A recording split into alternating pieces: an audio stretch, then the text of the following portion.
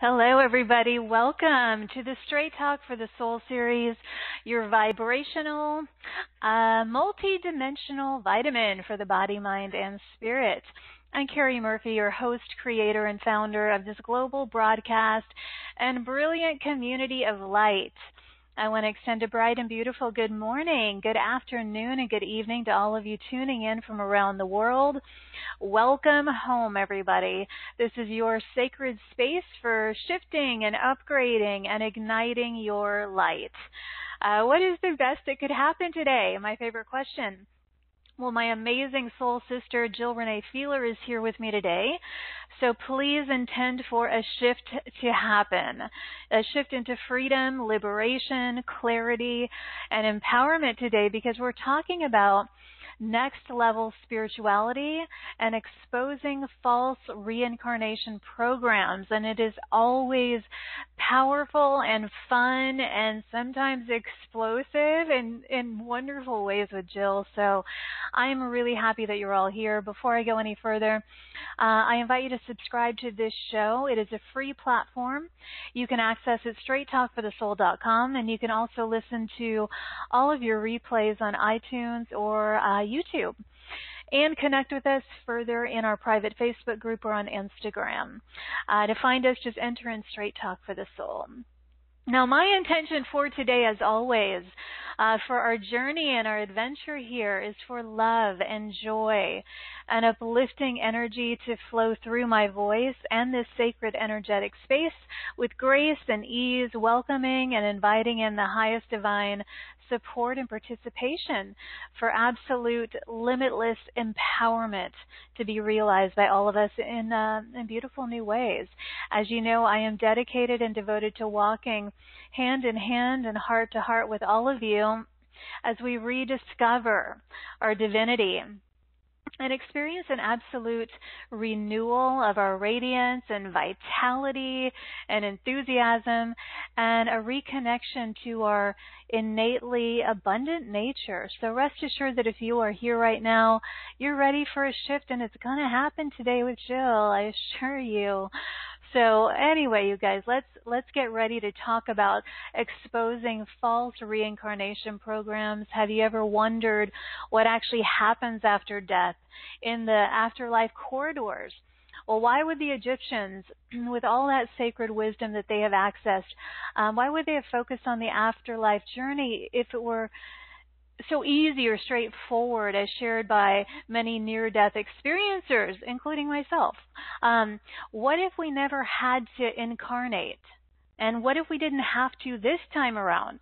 This is fascinating, and it's going to be a powerful topic to delve into with Jill.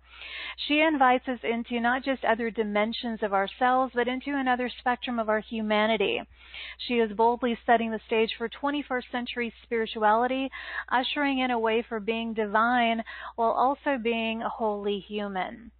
Now, through her partnership with Goddess Isis and other members of her eternal self, Jill takes us to new levels of light and wisdom and truth every time she is here.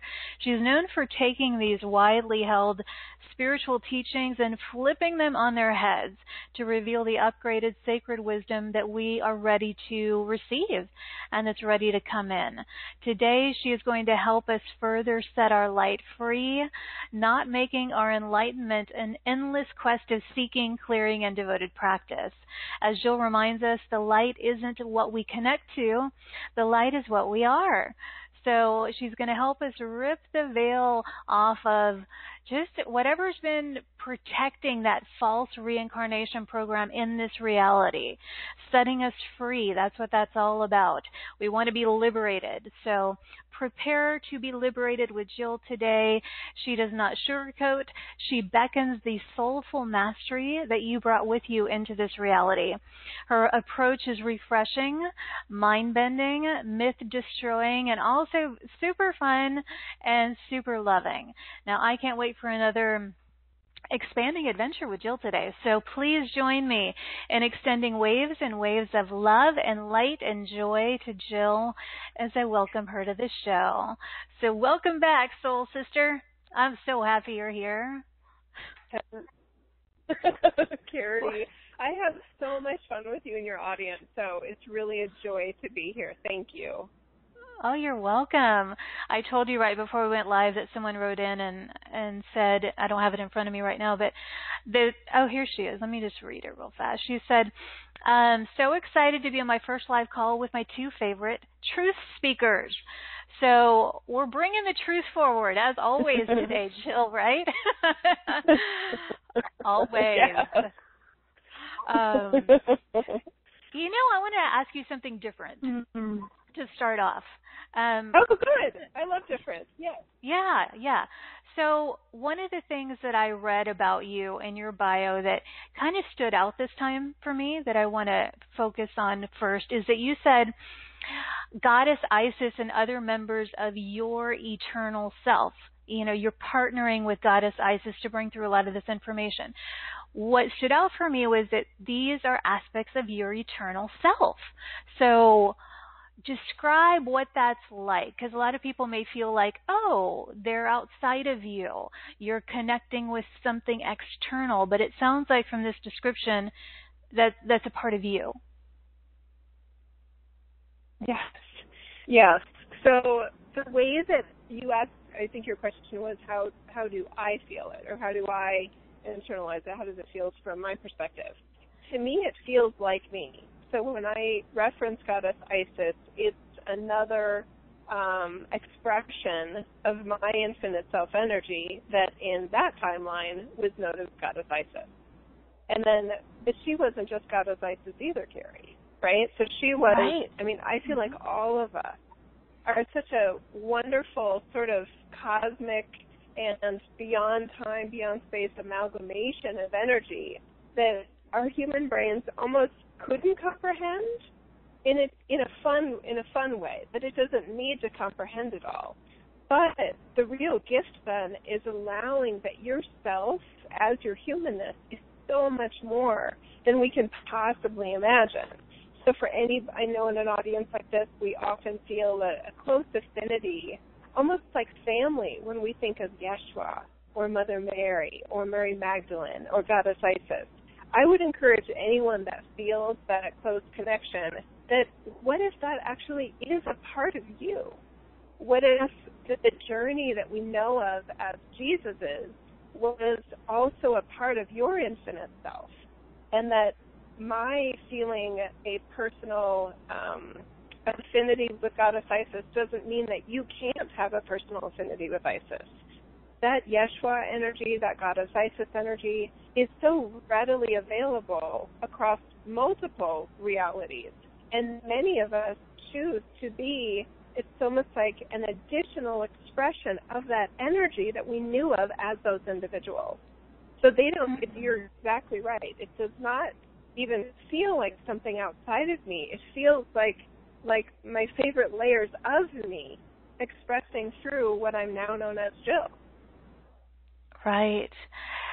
And I want to ask you, because you and I first connected, I think it was right after we both started our podcast. Mine was 10 years ago, and I think yours was 9 or 10 years ago.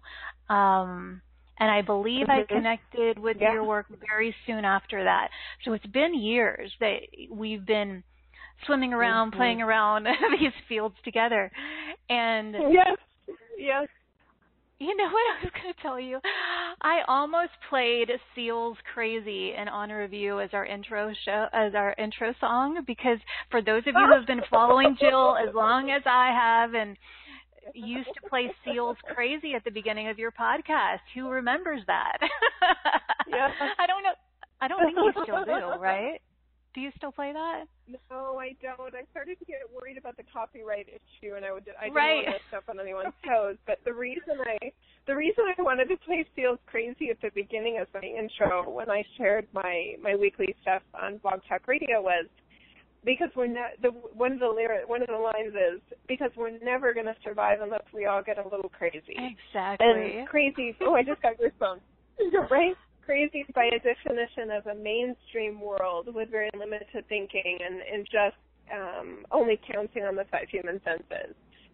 To somebody like that, this is crazy. To us, we recognize this as This is genius. Exactly. Right. So yes. So, and I used to get so excited. I used to listen to your podcast regularly when I did my own. We're on the same vibe and wavelength, and we still are. And yes. we still are. We always have been. But anyway, since back then, 10 years ago, when you kind of, you were in the mainstream world, it wasn't like this at all. And then you entered into all of this. So my question is, your connection to your higher self and all of these streams of you, how has your understanding of it changed in the last 10 years? Like you just mentioned, that's a part of you, but how has all of this evolved for you? I know it's kind of a big question, but I'm just curious how it's how the understanding of it has unfolded. Yeah.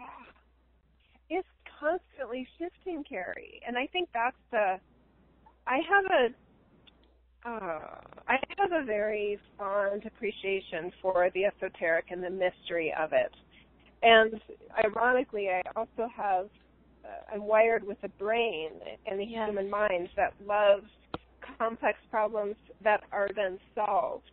And for some reason, I understood quite quickly that this esoteric mystery of not only who and what I am, but who and what each of us are, is not a problem to be solved. It's a mystery to be savored and explored and consistently curious about.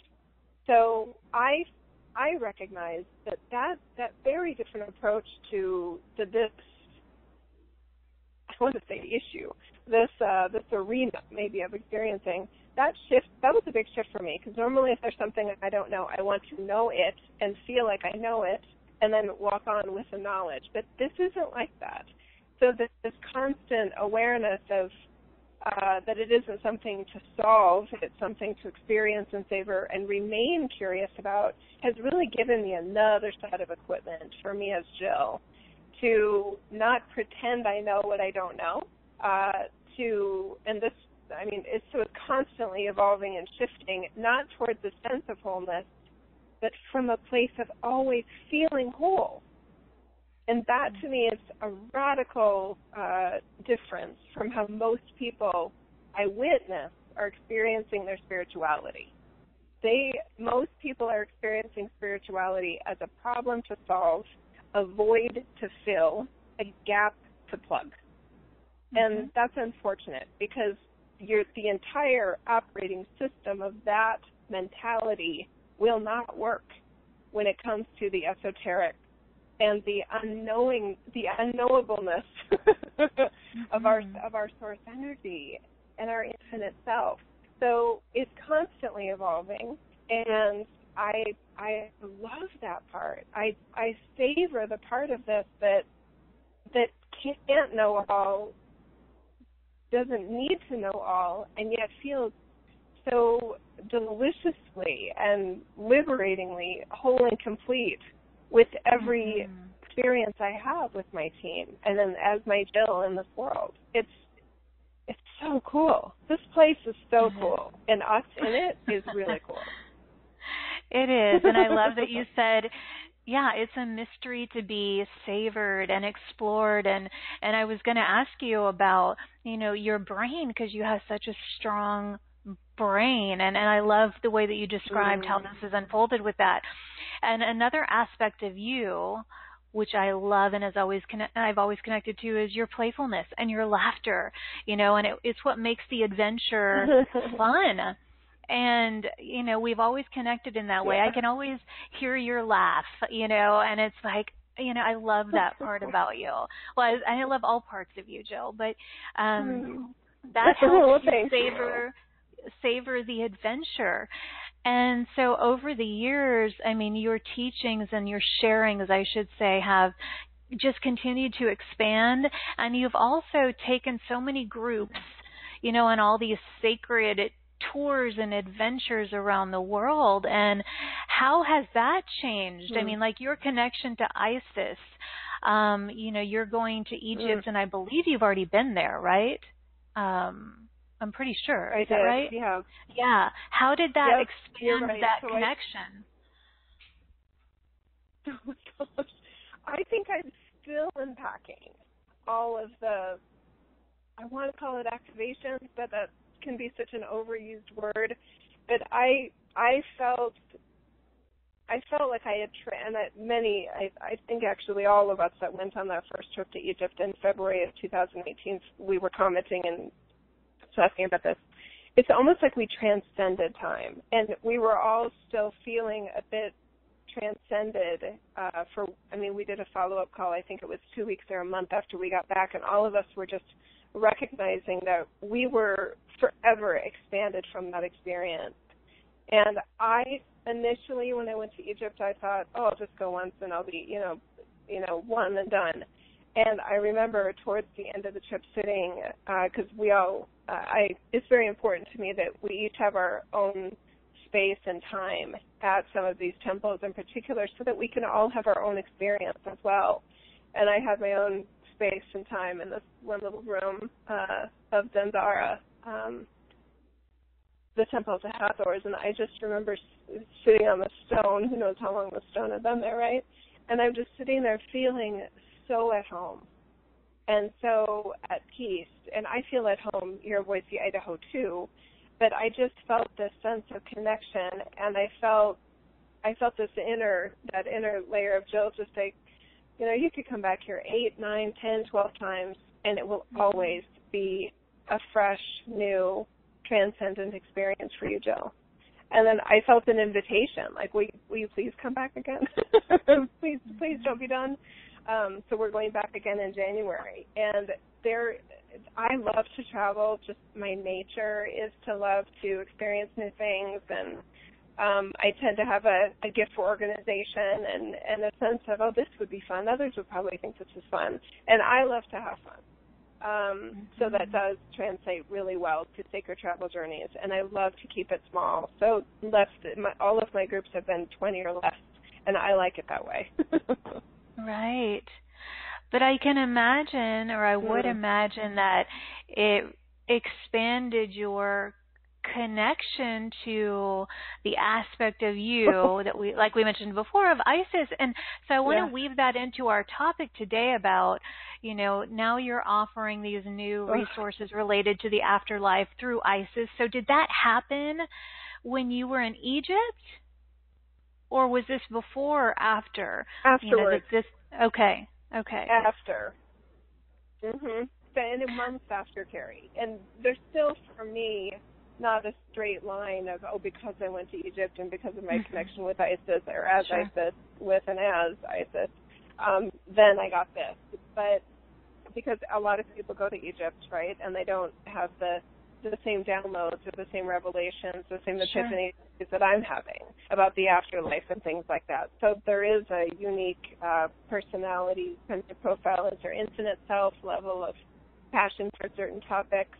I would also say willingness to say possibly unpopular teachings that could be very disruptive to some thought systems on Earth.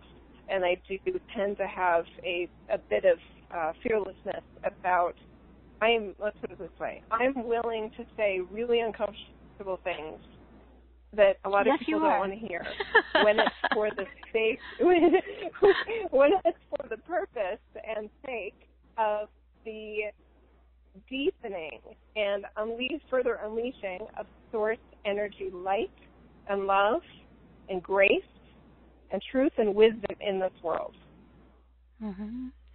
So I love that about you. The connection.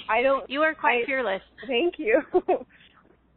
I am quite fearless. And there's a lot of things that kind of help support that part of me. But I'm pretty confident in saying I wouldn't have the wisdom I have today about the afterlife and what happens there had I not gone to Egypt and had I not been willing to see what I see, if you will.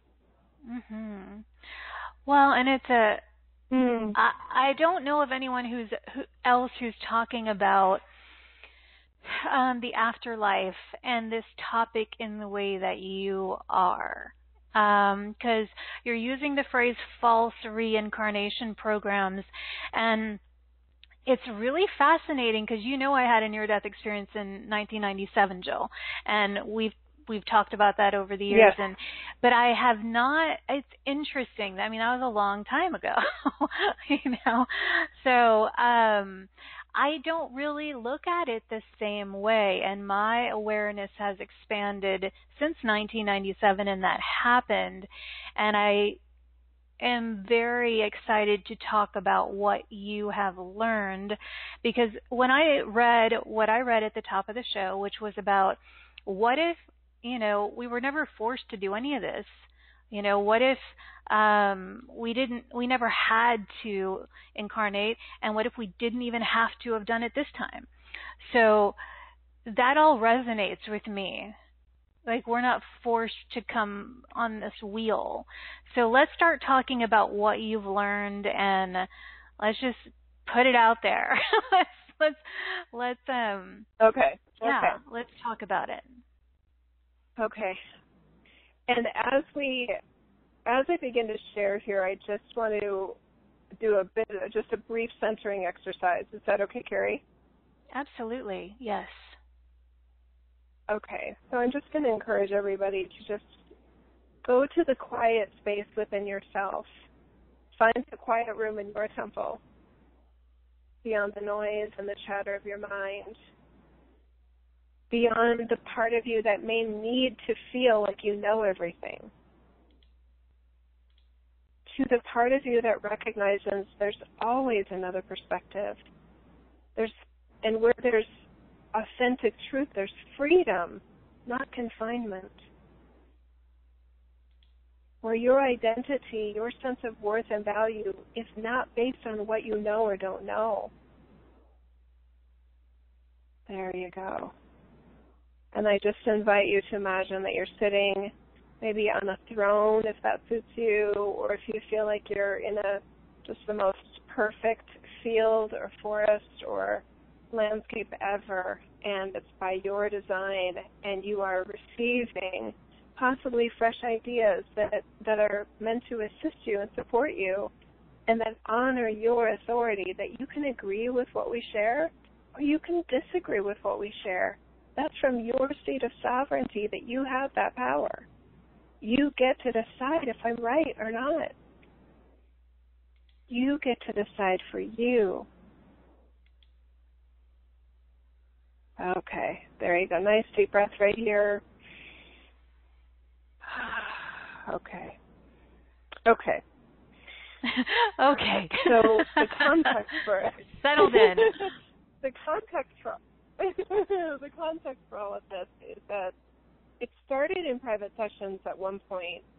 There are clients I have that ask me to, or invite me into my role as a medium, even though that's not what I tend to lead with in terms of a label for one of my gifts. But I think it was a woman whose husband had died, if I'm remembering correctly. And as I was sharing for him to her, he kept looking at me, and he kept almost like sizing me up in a way and wanting to offer me a completely different perspective about the afterlife, that it was confusing and that it was chaotic and a sense of disorientation. And it wasn't just like, go to the light, it's all happy and happy family here, and it's all loving and it's obvious and all those things. So that sort of thing started my curiosity about, wait a minute, like, I don't hear about that often. So I started remaining very open in my role in mediumship in conjunction with my intuitiveness and channeler, et cetera, to what else could be going on once we drop the body that's not obvious or that conflicts with other things that we're told. I'm fresh to this whole experience because I've never read a book on an NDE. I know NDE experiences like yourself, Cari, and what a amazing, upgraded, transcendental experience it can be, gifts turning on and all of those things. So I know the amazing positives that can happen in an NDE, but I also started to realize that maybe there's more to the story for those that don't come back, for those that don't come back into the bodysuit. And I think my openness with that, plus a lot of other combinations, let me receive another truth about what happens in the afterlife. And that is that just like truth and facts about life and God and all those things are not clear here, there's conflicting opinions, there's different stories being told, there's different religions, etc. That same variety takes place in the afterlife. And I was bothered by that because I felt like if everybody's going to go to Disneyland, you can get there from a whole bunch of, airplane, train, and automobile, but we all get to Disneyland. My thought was that once you have the bodysuit, you're at Disneyland, and the road trip is over. And to find out that wasn't true was not exciting, right? It was actually intensely disappointing, and it certainly wasn't something I was really excited to share with the world either. So I let myself be open to more to that version of events over the years, and it really wasn't until just the past 12 months, I think.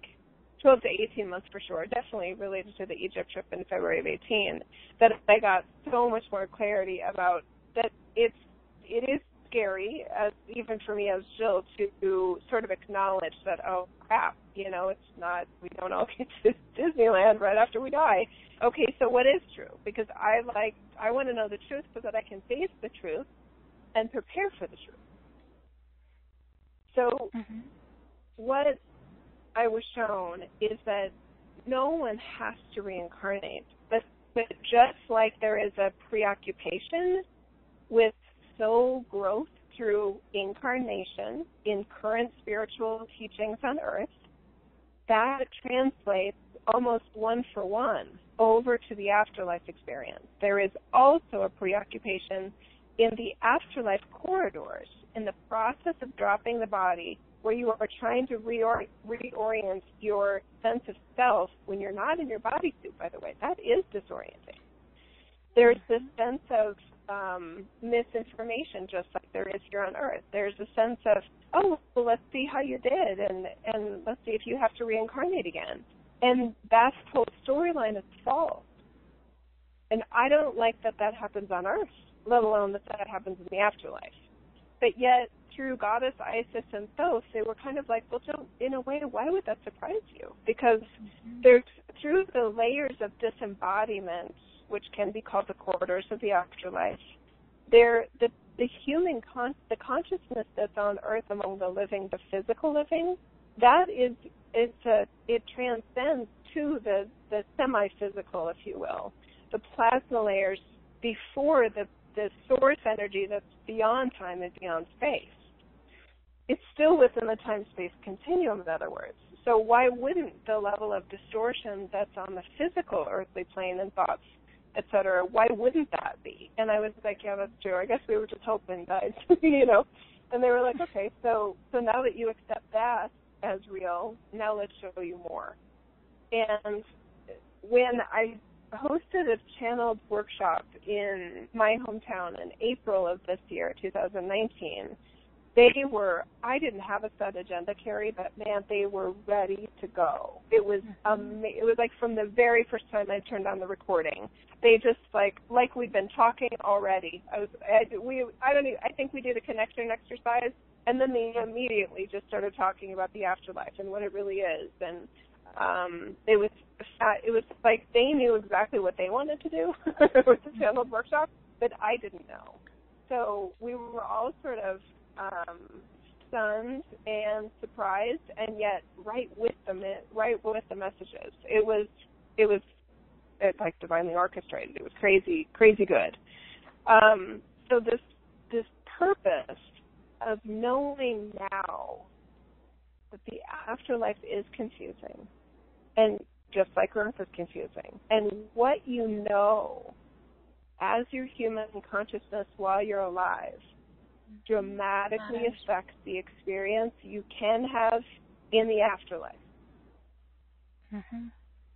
So think of how many people, think of somebody showing up on Earth going, well, yeah, anything anyone tells me is going to be true. This is going to be great, right? Hand me the map to Disneyland. I love Space Mountain. I've heard great things about Space Mountain, right? And then they have that, I want to say, naivete in the afterlife. That's not good. That's not a good way to go through not just life, but the afterlife either. So having this sense of reality, that's such a strange kind of pun, isn't it? In the afterlife and it is bad. I want to invite everyone into a sense of anger about this, because I definitely had my moment of being pissed off about this. I was mad that I was like, damn it, Earth is hard enough. And then you're telling me in the afterlife we're also manipulated, controlled, and coerced into truths and systems and bullshit. I went off this ride, right? Damn it. But the thing is, until you know the truth about this, you can't get off the ride, Cari. Souls will just keep incarnating without having that beyond space, beyond time connection with their source energy. So I think it's exciting, Jill, because this is about empowerment. And just like it is here, once we realize how this works, it's the same thing there. It's like purposefully directing things, it sounds like, is what you're saying is possible. Just like here, right? Yeah. Yes, just like here. Thank you for that. And I appreciate that. I recognize that some people were about ready to hang up maybe before you said that. They're with us. To me, it is exciting. Mm-hmm. To me, it is exciting, because how can we be better at being our light, whether we're in the bodysuit or after we've dropped the bodysuit or whatever we are? How can we do that without the facts of the matter, without the truth and the realness of how things really work? So the other component of this that really made sense to me, and you mentioned it at the top of the hour in the intro section. To me, it all of a sudden made sense why there is this preoccupation almost among that timeline of Egypt, the timeline where the pyramids were built and all of these temples were built. I mean, that's a long span of time, but it's a momentous occasion, and the records of that majesty still remain, right? That's crazy good. That's amazing. They were preoccupied with death, but not because of death. They were preoccupied with the transcendence of light. Mm-hmm. That's what they were curious about. And they were onto it. They were very clear that, no, this doesn't happen, but you don't all go to Disneyland. You can with the right information. So they were very focused in the temples and in so many different ways. It's coded everywhere. But what I see now is that they were also exploring. They were also pioneers of light. They just like us were thinking, well, what if we did this and what if we did that? Is that going to help more people get to the actual Disneyland? Or, are they still going to get tripped up in the afterlife? So we're still working on this. But the challenge is that here we are now in 2019, and this system has been going on. This system of coercion into reincarnation has been going on still. So we have a growing number of human citizens that are not here directly from their source energy. They're here from a coercion program where they were reincarnated without the same level of choices that we have when we incarnate from source energy versus from the afterlife coercion, the false reincarnation coercion program. There is a difference, and some of us have been trying to explain that to ourselves for a really long time, because some of us, even as children, we felt extremely bright-eyed, bushy-tailed, very aware, and very, very much more than our human age. How about that? We are timeless in a way. I never felt 5 years old. I know I was 5 years old and still, but I never felt just 5 years old. So some of us have that, and I believe that those of us that have that have incarnated from a different, I want to say, dimensional range of source energy. So we have a freshness, we have a sense of aliveness in our eyes. We can get tune-ups with an NDE, right? There's amazing ways that we can keep our light activated and turned on in this very otherworldly way. So, this is the thing. Do you want to mention this now? I will. One of the reasons I don't like to talk about it in this context is that some people misinterpret it as an us and them.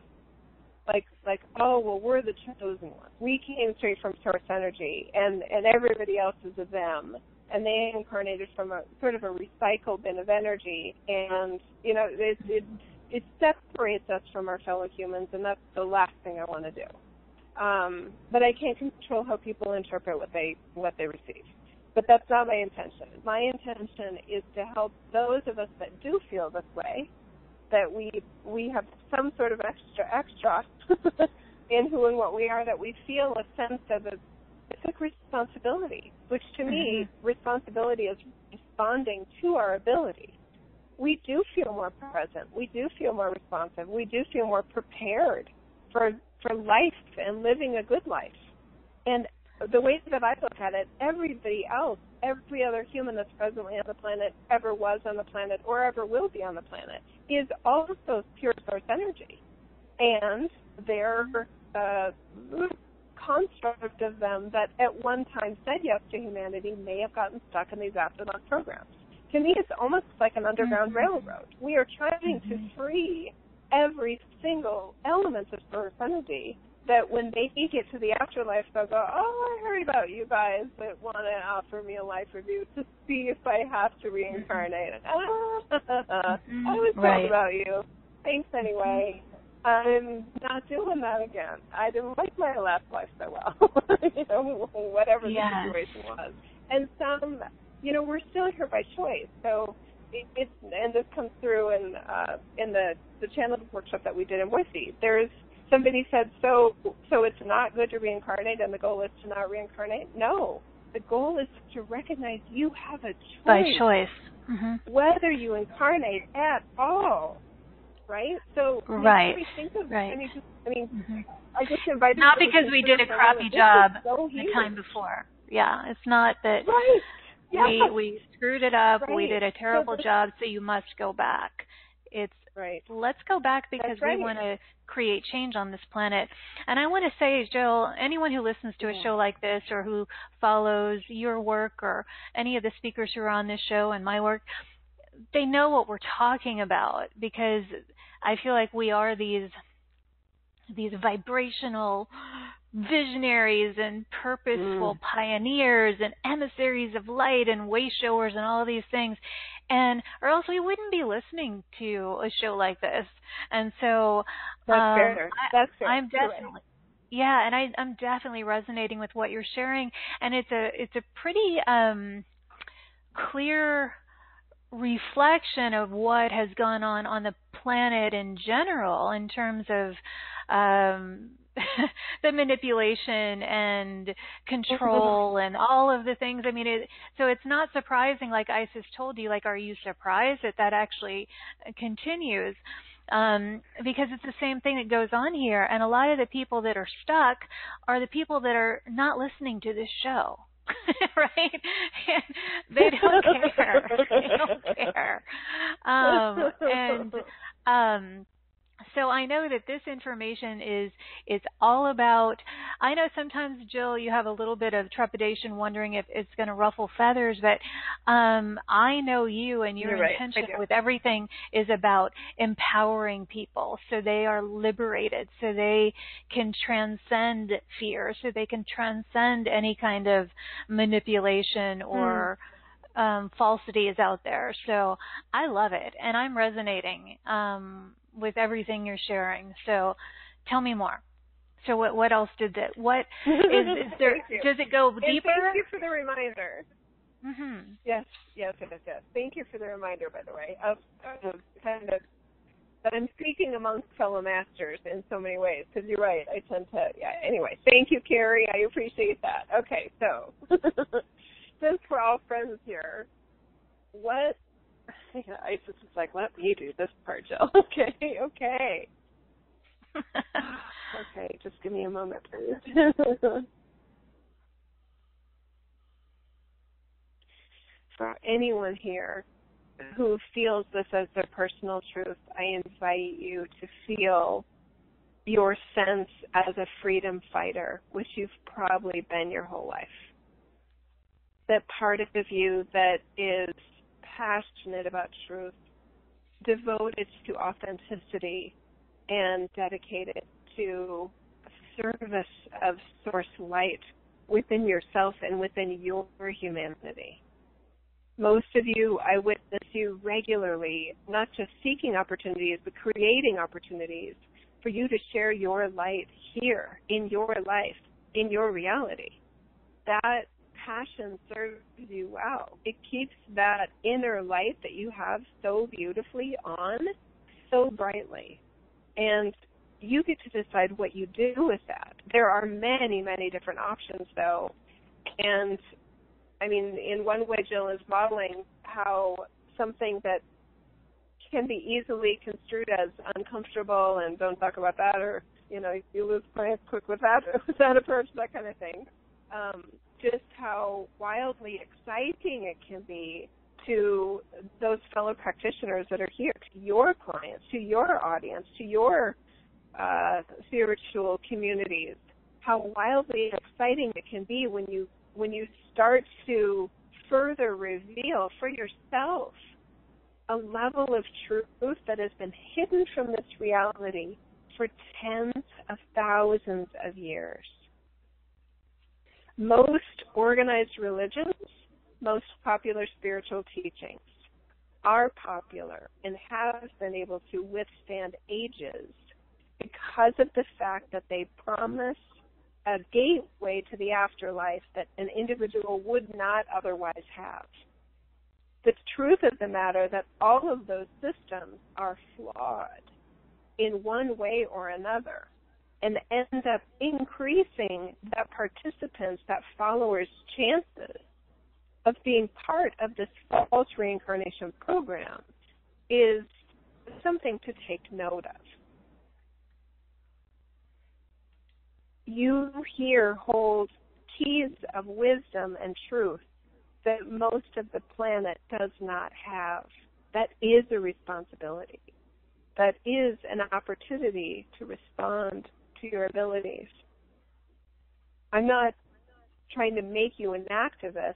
I'm trying to inspire within you what is one of the many great gifts you offer your world, because you see, you know, not only what others don't know, they feel like they can't know. They may feel like you can't know it either, because they're handing their authority over to science, over to a person behind a pulpit, a person with a certain reputation within enlightenment circles, etc. That hierarchical system is not there by accident.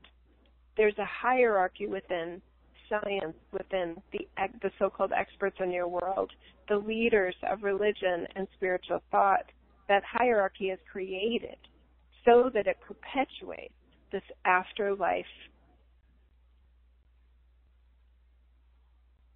problem.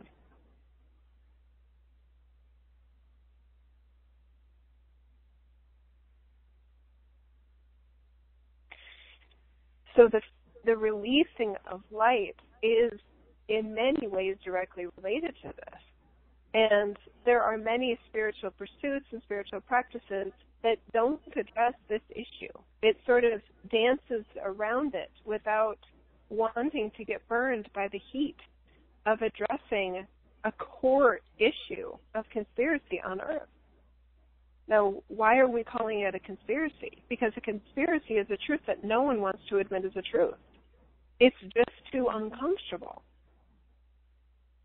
Especially when it's clothed, that's an intentional pun, when it's clothed in a context of Those are the good guys. They're there to help you. They'll help you get through a rough life, and in many ways invite you into another one. I was fiery about this at Isis. Jill is almost as fiery about it. She laughs more than I did as Isis. But it's a sense of importance that continues on, because in the timeline of Egypt, we actually did think we would be beginning to shut down these afterlife false reincarnation programs and protocols. We thought they would be decreasing. And the dismay some of us have, and the dismay isn't over the lack of choices. The dismay is over the misinformation related to those choices and the dressing up of false information and calling it good. That we didn't have. We didn't have that in Egypt. It was a different era. It was a different age. It was much more obvious at the time of the living between what made sense logically, what was true and what wasn't true. And again, we thought that would translate perfectly with our sense of what was happening in the afterlife, but we didn't have it all the way. We weren't willing to call it what it was. But now we are.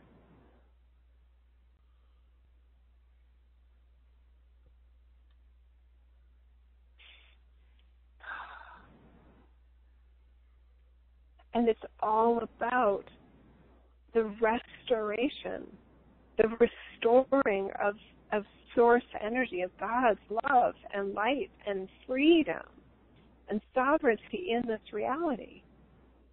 It's about the reunion of every single human with their infinite self energy field.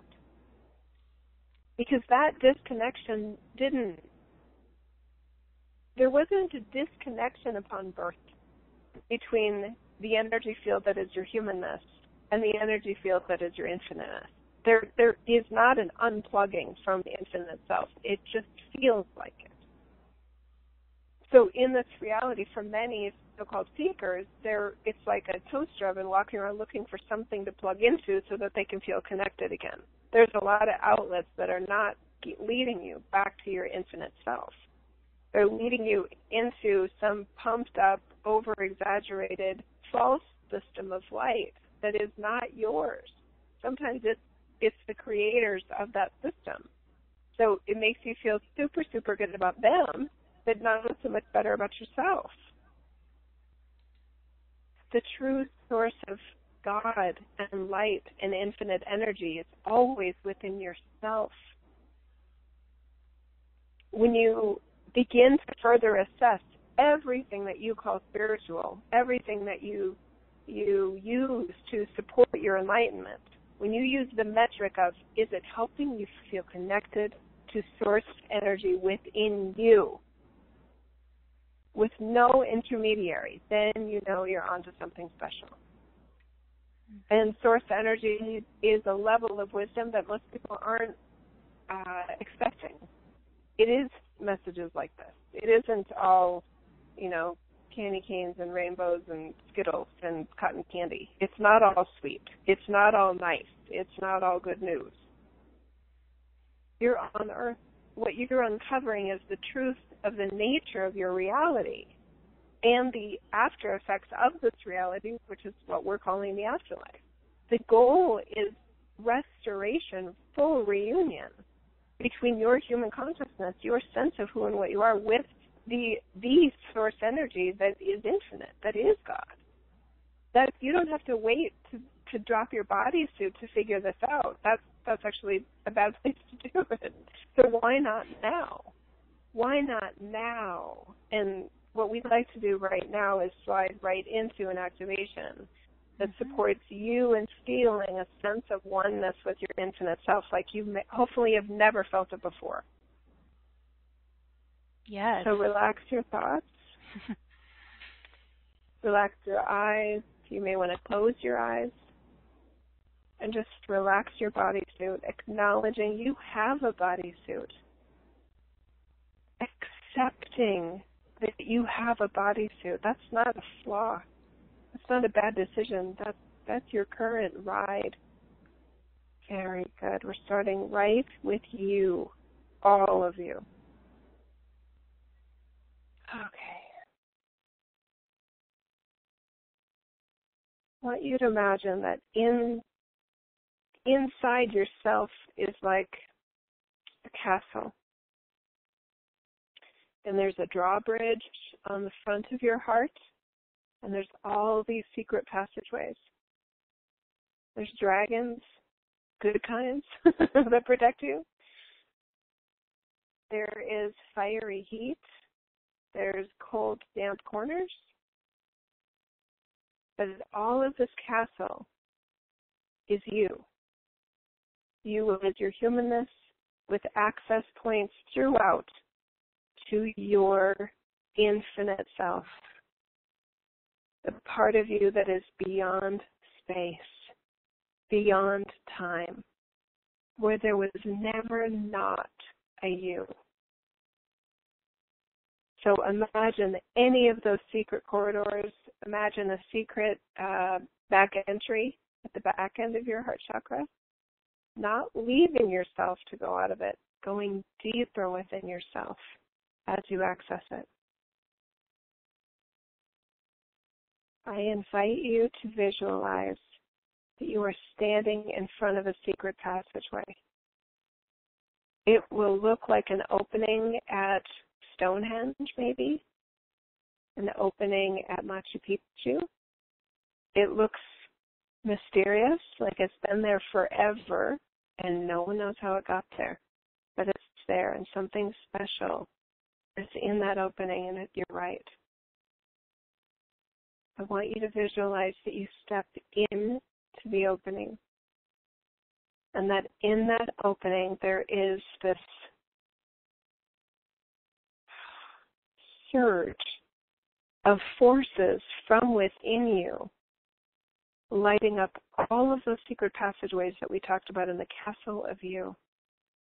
You can hear the dragons stirring and roaring, and it's a pleasant sound. It's a sound of mythology and timeless mystery awakening and coming back online. You may be able to sense a hum within yourself, almost like another engine, like a power plant that's powerful enough to shake the earth of you. As you are placed within this gateway, this portal that we had been calling a doorway, there is a resurgence of your infinite energy.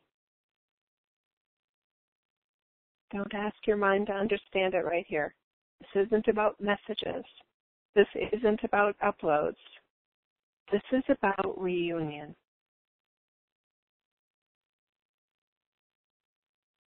Very good. Stay right here. You may feel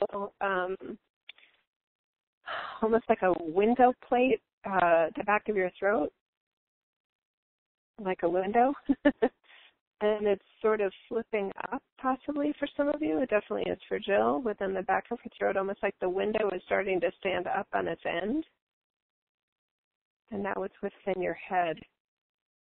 And it's the coolest window ever. And it's streaming out signals and divine energy from you as your source energy, behind your eyes, to your third eye, to your crown chakra, to all layers of your energy centers, reminding you of the beacon of home base as your infinite self that you never stopped being, just because you were also at the same time having a human ride. From this level, your humanness is a ride you don't have to get off. This ride is not in the way of the transcendent, timeless light that is omnipresent There is nowhere you're not. You are at dimensional ranges where there is no place, there is no space, there is no time. It's beyond the space-time convention. At the peacefulness and serenity, and yet intensely curious roots of source energy, constantly wondering, constantly asking what could be, constantly curious about what else source can be or may want to be, yet whole and complete at every level of self.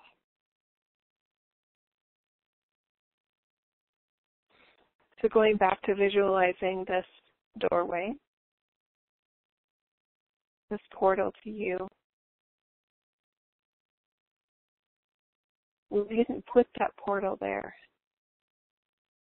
We helped you remember that it was there, that it is there, that it was always there.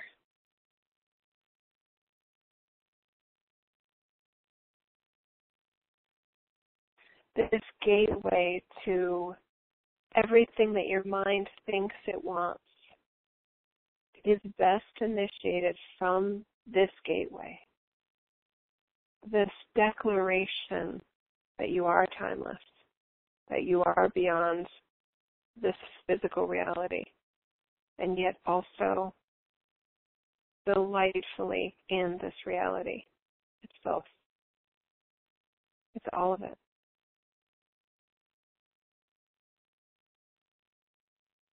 These keys, this transcendent experience, is the essence of your human journey, and in many ways why you incarnated. To reunion yourself as your human with this source.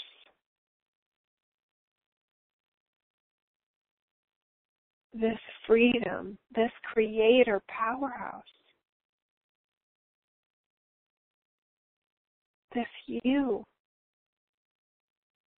this glorious, magnificent you.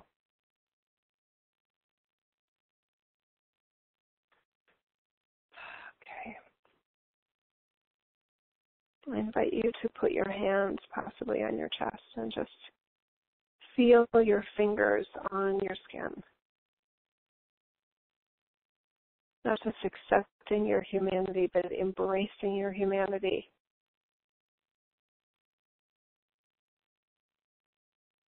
That you're creating an experience for this sense of infinite oneness, to be one with your one, your human experience, your human expression of source energy.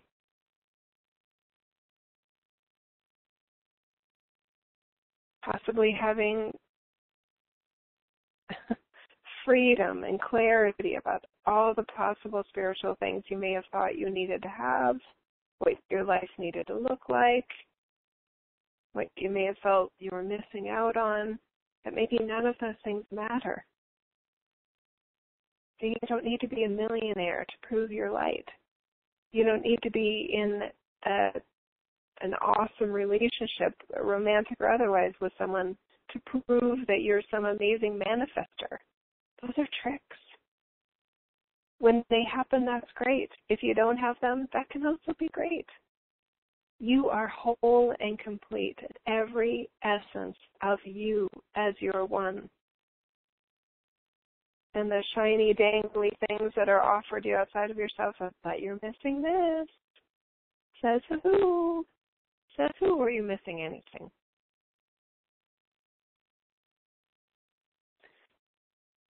Nice. Now we're going to invite you back to that space that you started off from, where you were seated in a throne, or maybe on a beach, or maybe on a mountaintop. And that's going to feel like a physical spot in your root chakra. You may feel some achiness in your hips, feeling like, no, I don't want to go back there.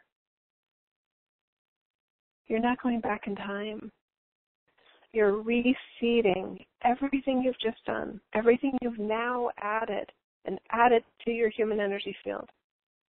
You're giving it a space called home within your humanness, within your physical ride, sitting right within your first and second chakras.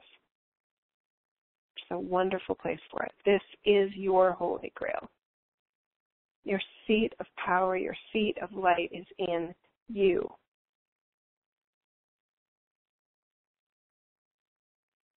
And it's awesome. Nice job, everybody. Beautifully done. Thank you, Jill. And so it is. Oh, we are creative powerhouses. And I love that you took us to the castle within us. And it was a resurgence. I loved that word, a reunion with the infinite energy that we are. And you also said something about a declaration. This is a declaration of our creative power, of our timelessness. And the primary thing that stands out with all of this to me, Jill, is that we can truly delight in being here and in coming here again as often as we want, whenever we want. It's about knowing that we have the capacity to choose to take delight in this human adventure, that we can come back if we want, and we don't have to come back if we want. It's whatever we want to do. Right. Whatever we want to do. Yes.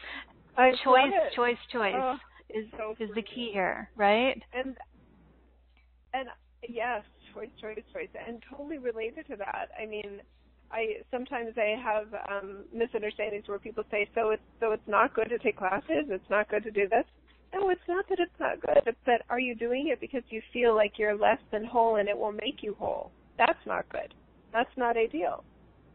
So it's awesome to experience new things and learn new things. And if your income isn't what you want, but you move some levers within yourself and how you are here so that maybe you could have, hopefully you could have more disposable income or whatever that is, or have a healthier relationship with a business partner, a romantic partner, or your adult children, or your parents, or whatever. There's so many different improvement opportunities, but that isn't the right place to look for wholeness. Mm-hmm. It's not outside of you. It's not based on how those things go or don't go. That's the game. So when you restore that wholeness within yourself, then you can have a much healthier and proactive and sovereign experience here of, okay, so-and-so relationship, that's not going really well. Am I still whole and complete? Yes, I am. Okay, from my wholeness and completeness, how do I want to respond? How do I want to, reevaluate things and be curious about another way that I can do this to maybe make it better, or to maybe say goodbye to that relationship or move on or whatever. Anyway, so I wanted to offer that clarity, because some of us love to experience new things. I love to experience new things. And it's from the sense of adding to an already sense of wholeness and completeness. Right. Yes, not filling a void or anything like that. It's about the taking pleasure in what we can create and having fun with that creative expression. There was a phrase you used at some point about, and I would have ventured to guess that, the beautiful beings who listen to are listening right now are constantly curious. I love that phrase, constantly curious. Mm-hmm. You said freedom fighters. I love that. Passionate about truth. That was cool. Passionate about authenticity and service. That's why we're here, to just relish the joy of that. And I want to really circle back around to why we're even talking about the afterlife and what you're sharing. And it's because we want whatever has been hidden to be known. Just like everything on our planet, all of these conspiracies and manipulation, we're just bringing the light to everything so that everyone realizes you have a choice here in what you participate in. And it's the same thing with the afterlife. This is empowering. This is exciting. We want you to stay constantly curious and empowered. And Jill, let's shift into, for those who, because a lot of people wrote in with, more questions about this, and we're going to talk more about it, but you created a whole program on this called Transcending the Reincarnation Programs with Grace and Truth, which you're offering to our community. And then in Offer B, you have a private session with you, which is always amazing and wonderful. What is included in this program that will support people with answering some of the questions that might have come up today? I mean, are there deeper layers and levels to this that they'll learn about? Yes. So I think it's 8 to 9 hours of audio recordings that are available through this package. And what they did, all of us as our infinite selves did in what we were calling this package and these recordings was, step by step, this is what the afterlife feels like. This is what it looks like. This is what I want you to know. This is what to do when you're confused. It was so clear, and it was amazing, Cari. And I almost feel silly for saying this. My mainstream Jill says, please don't say that. It's actually embarrassing. But I'm like, no, it's exciting. One of the beings that helps clarify what happens in the afterlife, Whitney Houston, comes through. A lot of us have this interesting fondness for Whitney Houston. And then also Prince, the recording artist Prince, came through. And I felt like his advice and recommendations and insights was, to me, the most practical and the most actionable. And I really, really appreciated his clarity. I mean, it was just awesome. And then the other part that's related to, because all of this relates to, there's definitely the reference point of, here's what we wish you knew about the afterlife when you drop your bodysuit, so that you can make a better choice and recognize there are choices that are not pointed out to you in the afterlife. So that's one thing. And then the other part is the reference point that this is why it matters when we're alive. Because just like we hand over our authority or assume somebody has their best interest because they say all the right things, or we feel good when they're with them, that doesn't mean that it's actually like the right information or authentic information. And that's where I love where ISIS even just today reoriented back to the seed of our light, the seed of our infinite energy field within ourselves. So in this package, there are step-by-step, very clear instructions for the afterlife and direct recognition of how that relates and why it relates to our humanness and what we're doing and saying and being here. And then there's also this amazing follow-up chapter, mainly on day 2, or the second part of I think the last 3 recordings about grace. And how we keep, a lot of us, I think especially as freedom fighters, we keep feeling like it's all up to us. Like there's no safety net. There's no grace involved. We keep over-personalizing a lot of what happens in our lives. And what they invited us into is the reintroduction of this concept of grace, that we are so loved by source energy, and we can make our lives so much harder, and so much we can deprive ourselves of the joy and the laughter and the silliness of also being human. So that reintroduction of grace that's offered through the program is also just hugely beneficial and a wonderful upgrade to any of us that tend to feel very overly personalizing and overly controlling in a way of our lives. So that, there's so much more, but it's that. And then also, I totally recognize that there are questions that people have that even when they do go through the recordings, they'll still have questions. So I love to offer a bonus Q&A call in a series like this so that the questions that aren't answered or topics that somebody wants to address, we can add them in to the experience through that bonus Q&A call. and that will be October 13th. So there's more than enough time to take your time with the recordings. There's a lot there. There's a lot of activations and possibly some, maybe even some uncomfortable aha moments that allow you to reconsider things you thought were true that maybe then you realize are not true. That gives you a lot of space before the Q&A call on Sunday, October 13th. Mm-hmm. Thank you for adding that in there, because you're right. I think a lot of people have questions, and one of the things that is so important that I'm really hearing from you, and it's something that I've been very devoted to a long time now, 25, 30 years, is because I grew up in a religious environment, going to Catholic schools, Jill, but then also very ingrained as a Methodist on the other side of the family. She was everywhere. And I knew very early on that, well, this just doesn't feel right. And what you said was, are you handing your authority over to science or religious leaders? And there's misinformation, and you know by the way you feel. And most of us who are at our age now,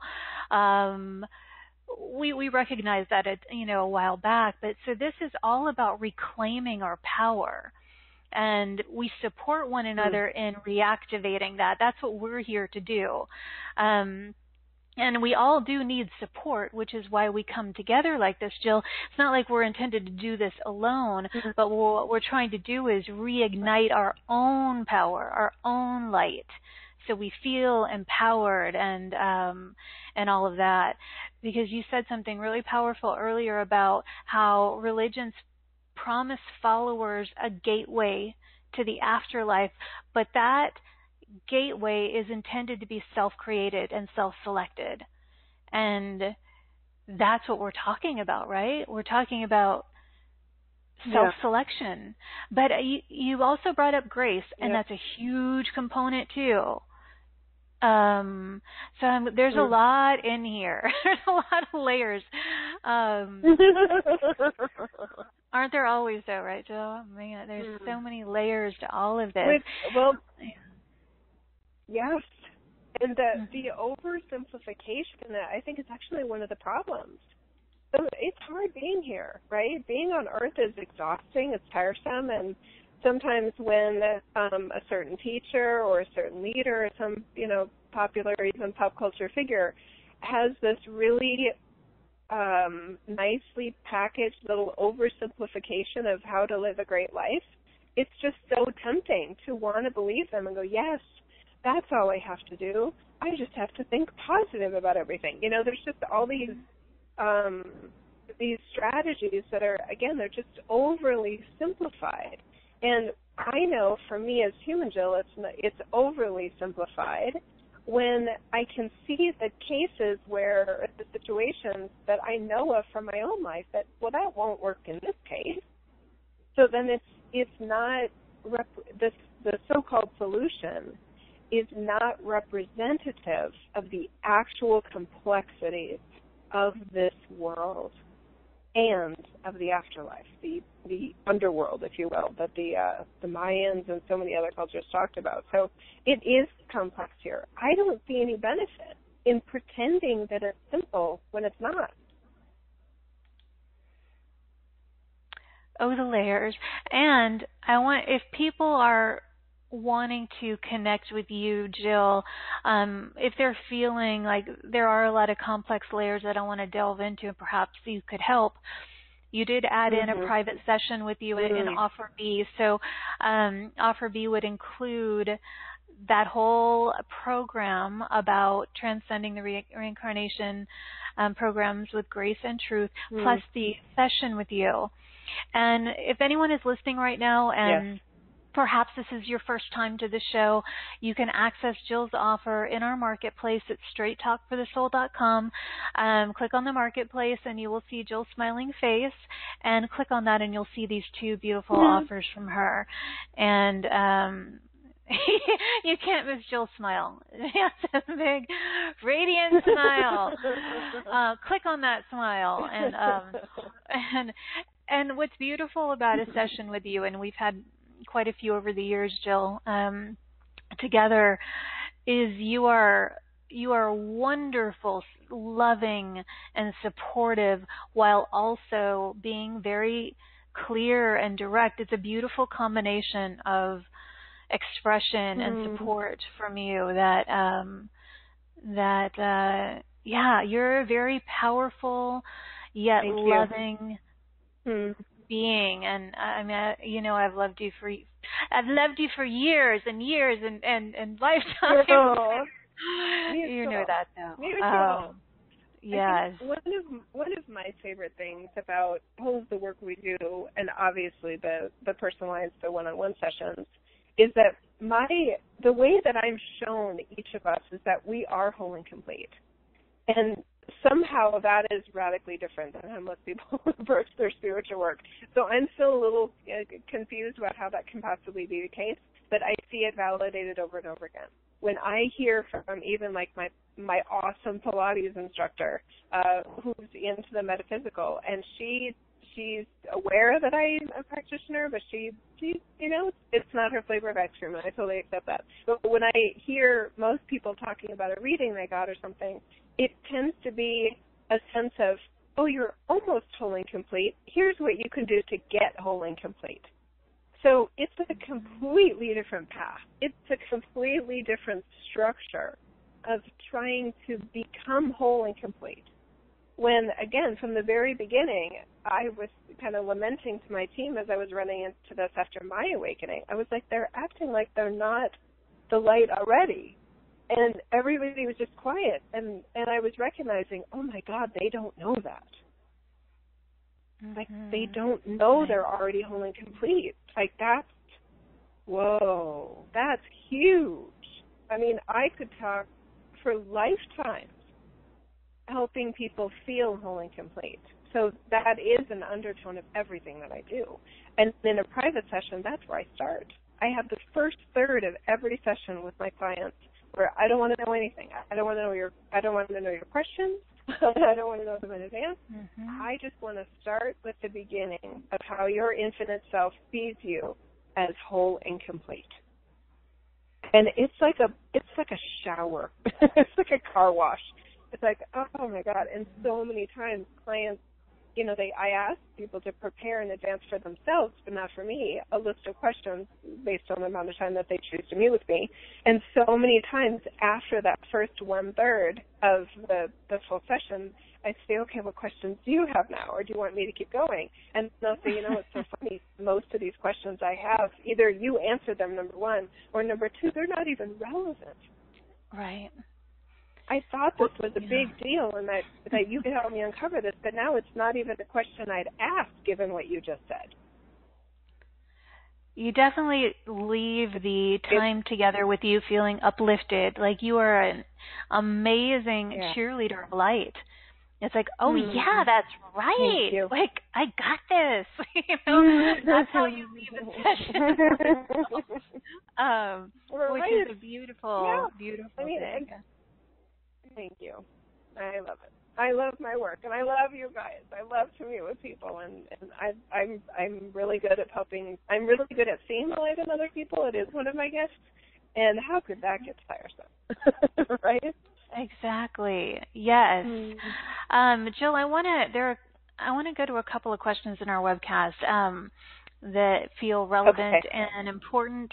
Andrew from Washington, D.C. wrote in. He said, Dear Jill and Cari, thank you for your work.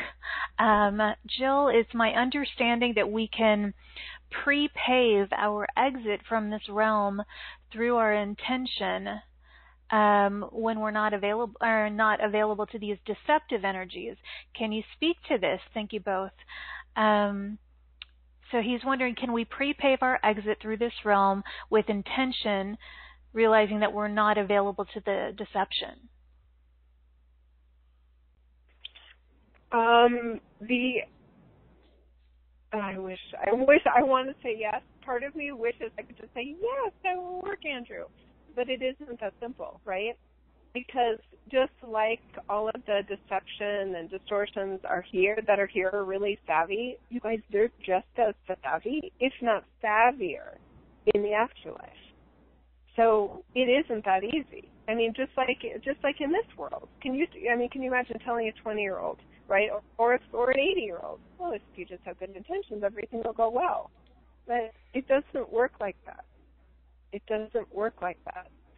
So a better way is to appreciate that good intentions are awesome, and being prepared is even better. Because not everyone has good intentions with you. And your good intentions, anyone's good intentions, don't make them imperceivable or immune. That's the word I was looking for. Immune to the false intentions or unconscious but good intentions that other people may have. I believe that the Catholic Church, as an example, has beautiful intentions. I really do believe that. But it's coded in an operating system that is not true. Parts of the highest levels of the church, they know it's not true. They don't know what else to say because they'd be disagreeing with their own teaching for thousands of years. That's not an easy thing to do. Mm-hmm. So good intentions are awesome. Wisdom combined with good intentions and combined with a sense of wholeness so that we can be responsive to others' intentions for us that are not good, or just the random, truly non-purposeful, chaotic, unplanned, unconscious, silly things that happen to us, right, in this world that can also happen to us in the afterlife. The other thing, and this goes hand, this is one example of wisdom that most people, maybe even in the super savvy audience like this, don't have. I talk with very, very advanced, masterful individuals that in their private session that may have done this class or another one, and they say, but isn't it just going to be fine when I die? I'll just say, where's Jesus? Or go to the Rainbow Bridge. And I'm like, okay, so Jesus, in your view, is outside of you or inside of you? Well, I'm going to ask for him, so it's outside of me. Okay, that's the problem. Where's this Rainbow Bridge? You act like you're in space-time. And if you're in a concept of space and time, you're not. That's a problem because it's confusing. So everything should lead you back to yourself, to that capsule that we just reactivated, that reunion with your infinite self that we did today with Isis with you. That should be an example of what it feels like to get the help you need, that it's not outside of you. Right. So, okay, so that was preparation. A little taste points of how things can get confusing. Yeah. Yeah, but it's still, this is still about empowerment. So it's, yes, you want to have good intentions, like Jill said. That's part of it. It's like there's so many pieces to the liberation puzzle, right? Preparation, as you said, wisdom, initiative. I feel discernment's very important. And you said consciously responding. Instead of just kind of intending everything's going to work out and hoping and praying that it does, it's really about being wise about everything that you've learned. You take that discernment, because if you're faced with experiences in the afterlife of deception, distortion, manipulation, you can say no. You can consciously say no, thank you. And that's part of being prepared. Right. But this isn't from a fear-based approach. It's from an empowerment space of being that creative powerhouse. And then it's like, exactly. Where do I want to go play now? And who do I want to play with? Kind of. I mean, that's kind of how I feel about it. And it's kind of like here. I agree. Where do I want to play and who do I want to play with? What's going to be, what's going to get the creative juices flowing in terms of declaring our independence and all of these things. So, Andrew, I hope that was helpful. And Melissa wrote in, she said, can you define grace? She said, I have a religious layer of understanding that may convolute the true definition. Yeah, that's a good one. Grace is the power of grace is the power of God that is there no matter what you're doing or not doing, no matter what you're intending or not intending, no matter what you know or don't know. Mhm. That was kind of nice. Yes. I like that. Yes. It's a lot, but that's one sort of window dressing sort of yes. about it that I really like. Yeah. It's the love that's there whether you deserve it or not. I mean, because we all deserve it, but we can feel like we don't deserve it. So unconditional love falls within grace. We don't have to work for the it. The ability to, right, exactly. It's always there. And I do feel like it's like that power card that we don't use often enough, right? So some people stop praying, and they're like, well, Jill, do you pray? I'm like, oh, yeah, I pray. I've been praying for Dorian, and basically what I'm doing is I'm doing what I can to invoke the grace that's available here. I have no control over what happens. I understand free will, and I appreciate the level of unconsciousness that's here that I describe as toddlers running with scissors. To me, a natural disaster, a natural storm like Hurricane Dorian is like a huge toddler running with a lot of scissors, right?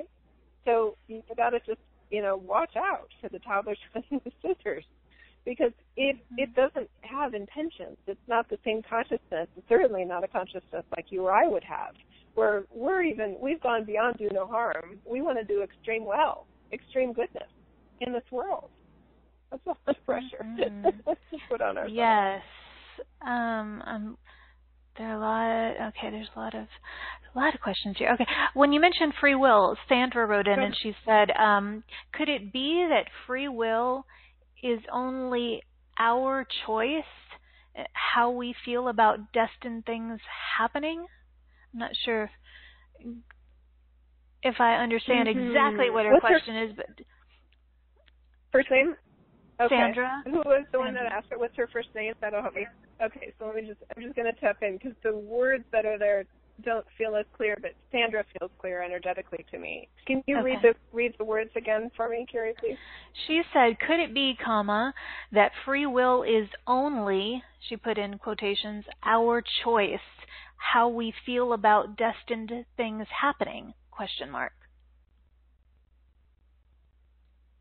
Free will includes what you're describing right there, Sandra, and free will is so many things. Free will, from our context, is the ability for you as the sovereign being to recognize the choices that are available in every experience, within your bodysuit and outside of the bodysuit, beyond the bodysuit, when you're not using your current bodysuit as Sandra anymore.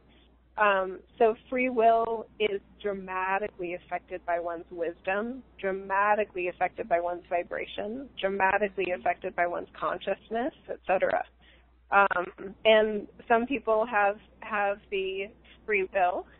There is free will to have free will, to pretend that there's no choice and that everything is up to destiny.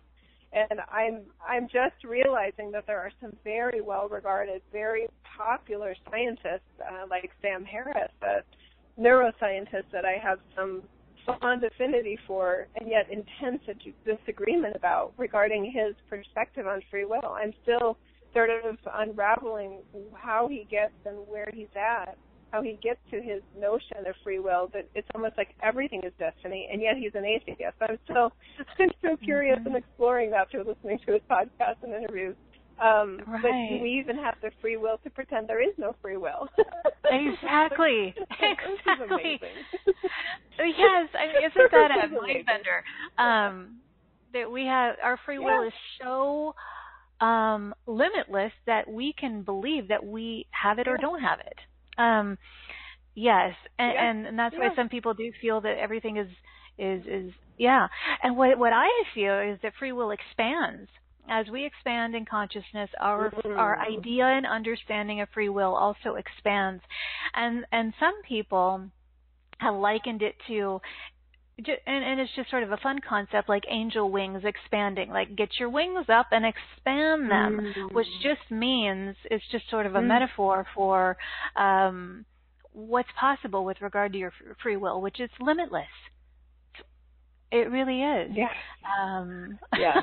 I like living with that. I mean, I think I've tried on the version of spirituality and played with the idea that everything is destined, that I didn't have a say whether I would leave corporate and do this part-time and now do it, as my sole kind of career, that kind of thing. So fun.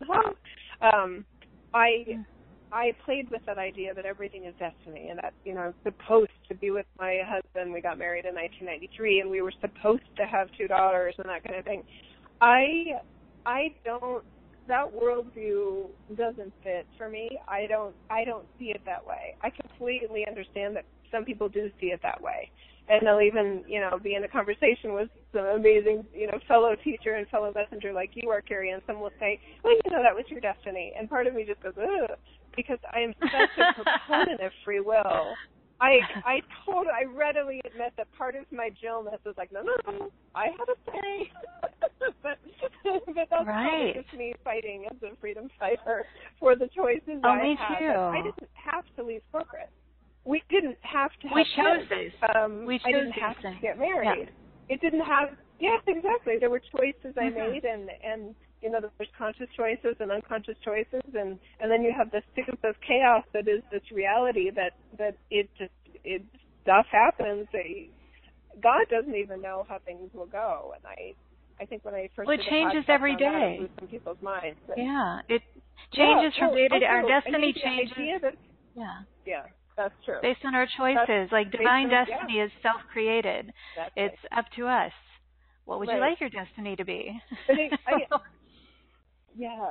And it kind of blew my mind, too, actually, to be honest, when the team was saying that even God doesn't know what will happen. And I knew it was going to freak some people out because there's a safety net for some people in the idea that, well, at least God knows it's going to go okay. But that isn't my version of how I'm shown Source. If Source knew everything that was going to happen, number one, what a boring state of consciousness to just be like, yes, now they're going to do this, now they're going to do that. Tell me when they get to this part. That's going to be hard for them.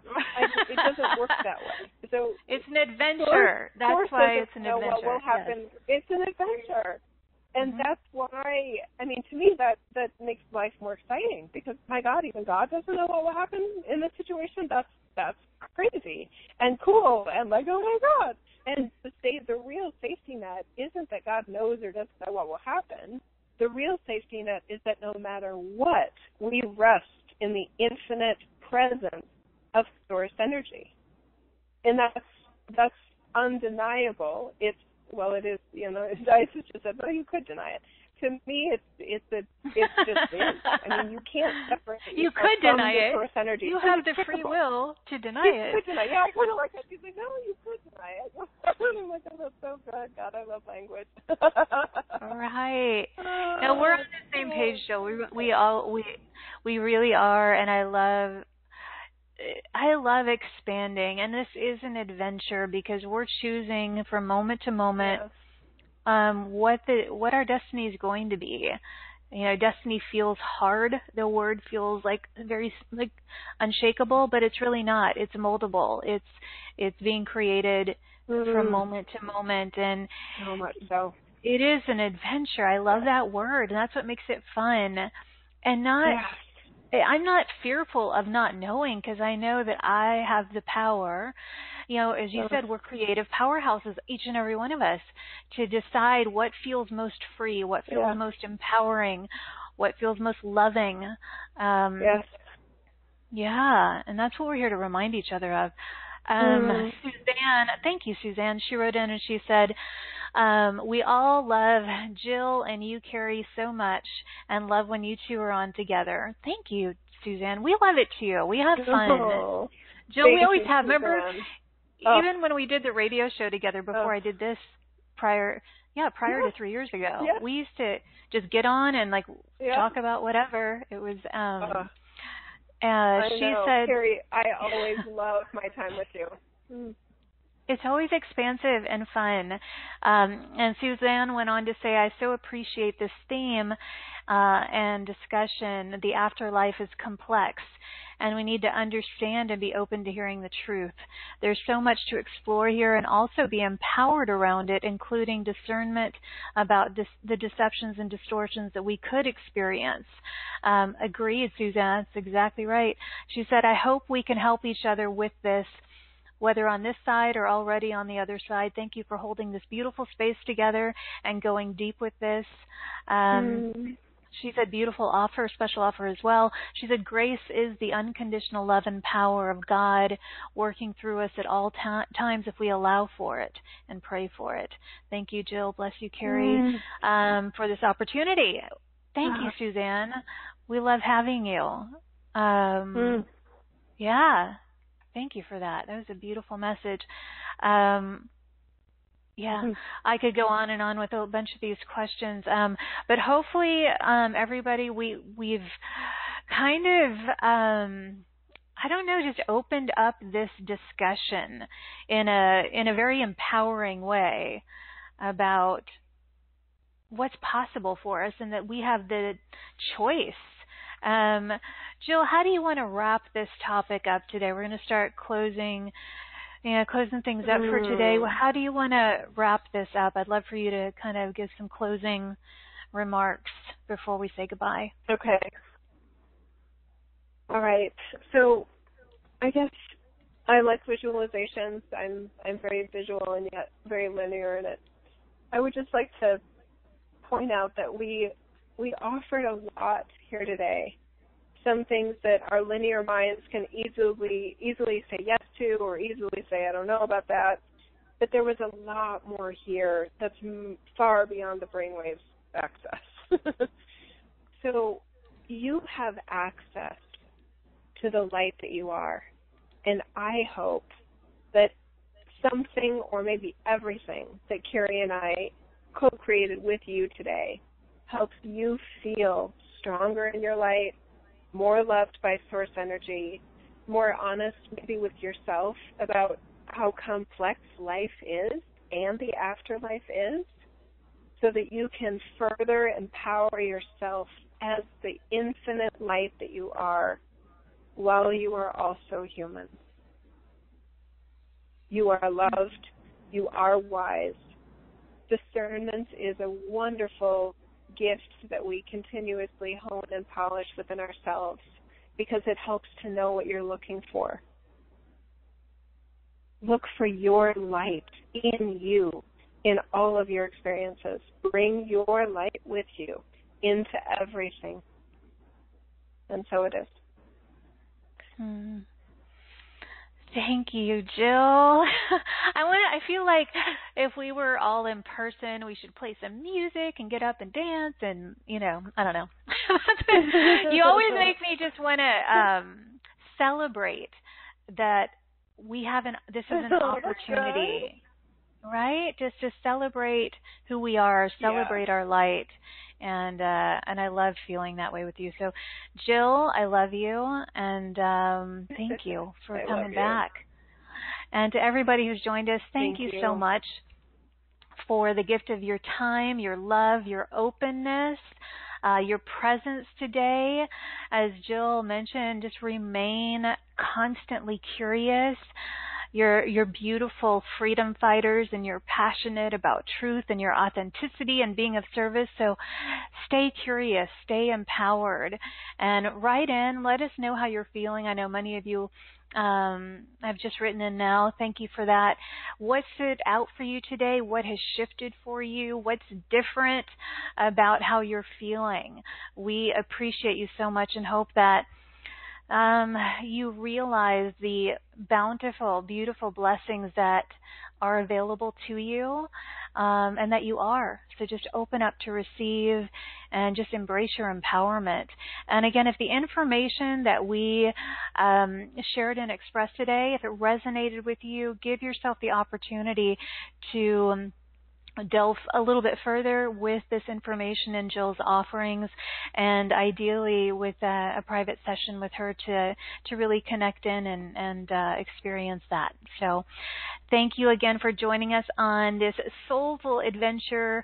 I am sending waves and waves of love and light and appreciation from my heart to yours. May you feel it, receive it, offer it to those you encounter today or tonight, wherever you happen to be in the world.